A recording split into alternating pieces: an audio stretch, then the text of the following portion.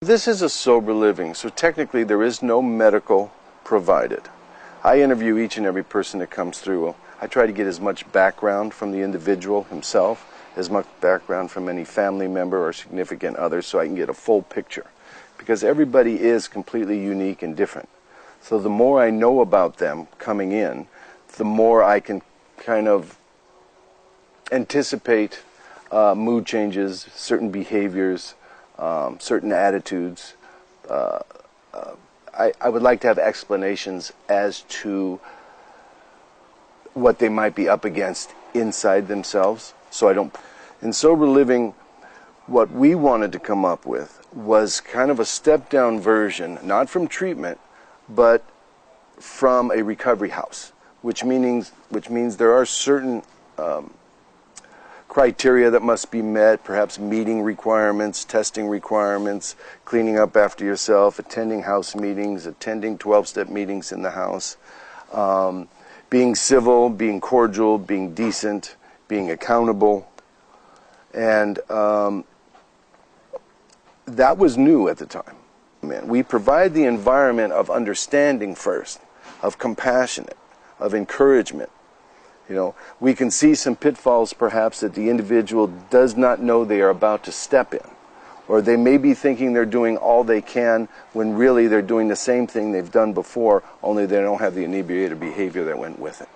Through the years, we learned a lot about how to meet the individual where they are, because we know how serious this disease is. We've lost too many people to death. Regular people, good people, young people, old people, either by their own hand or perhaps there was an unfortunate accident that because an individual was inebriated, they harmed somebody else. There's the chance that they may die out there. Most of the deaths that we have incurred here, and they are numerous, none on the property, but we hear. 5% of the 800 people that have gone through here in 17 years have died of overdose. In the recovery methodology and the clientele themselves. 10 years ago, if you walked on this facility, the average age of this co-ed facility was 32 years old. The average stay was 10 to 14 months. They made it their home. They were very serious about that recovery. They shared, they lived a more transparent life when they were here. They participated more.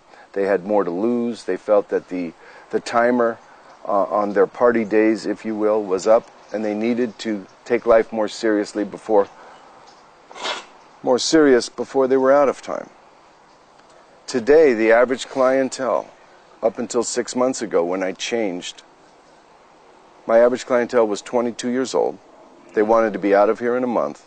The parents were willing to, they were controlling their parents, and they were controlling what they were going to do and what rewards they were going to get for being here. Hence, I have to tell you the failure rate was about 98%. They did not stay sober. And as soon as they left, they did not stay sober. And there's a couple reasons for that. Number one is the cost of treatment has gone up exponentially. The amount that insurance will cover has gone down in an equal amount.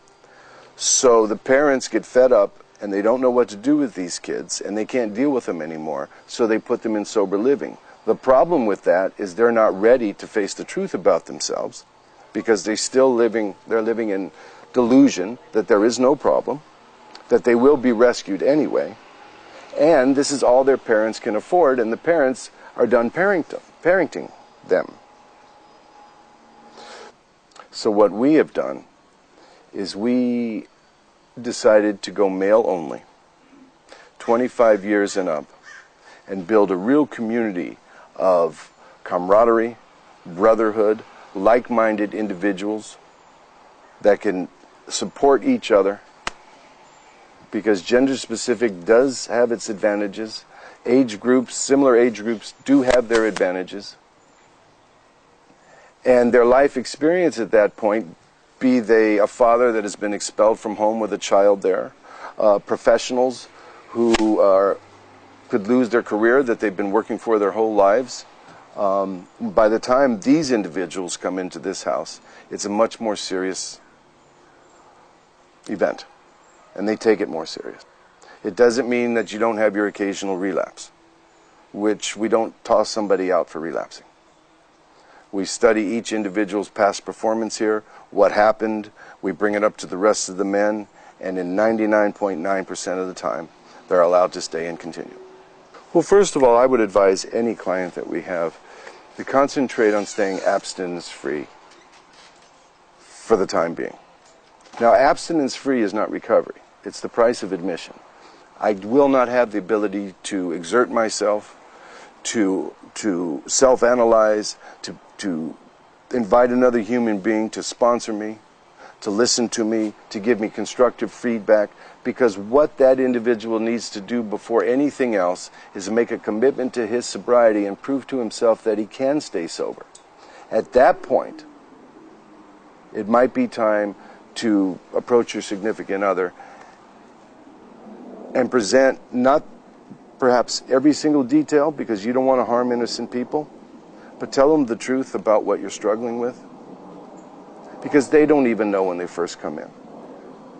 Every treatment center, be it Skid Row, the Mission, or the most expensive one you find, has the ability to help a certain type of individual.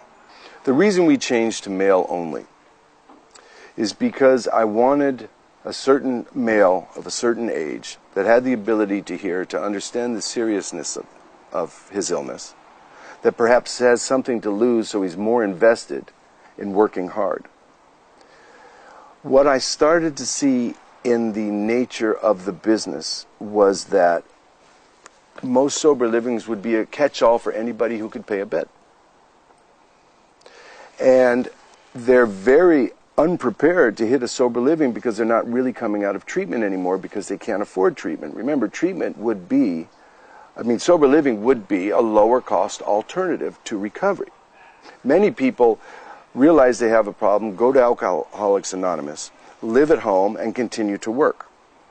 The type of people we get realize they have a problem. Maybe they've been to treatment 2 or 3 times before, but not necessarily so. And when they come here, they know what they need to do. So when you're with like-minded people, like-minded individuals, you have a say in what's going on.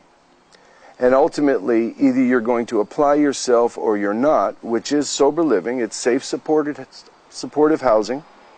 Does not supply treatment, does not supply therapy, does not supply doctors, does not supply food.